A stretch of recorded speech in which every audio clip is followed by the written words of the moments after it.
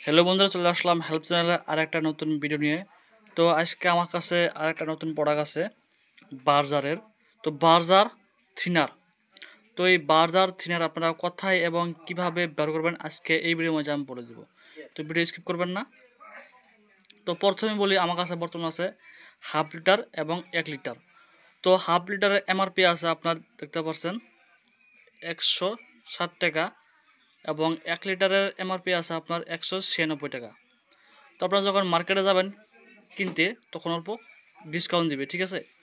তো আমি এখন বলবো যে এই বার্জারের থিনার আপনারা কোথায় এবং কিভাবে ব্যবহার করবেন তা জানার আগে আমার এই হেল্প চ্যানেলটাকে সাবস্ক্রাইব করে দেবেন, তার সঙ্গে লাইকটা শেয়ার করে দেবেন। চলুন ভিডিও শুরু করি। তো এই বার্জারের থিনার আপনারা কোথায় ব্যবহার করবেন? এই থিনারটা অ্যাকচুয়ালি আপনার তারপিন তেল যে আছে ঠিক তেমনই একটা বস্তু। এটা আপনারা রঙে বা প্রাইমারে দিয়ে আপনারা এটা ব্যবহার করতে পারেন। তো দেখতে পাচ্ছেন এটা আপনার এই থিনারটা রঙে নাই বা প্রাইমারে ব্যবহার করতে পারেন।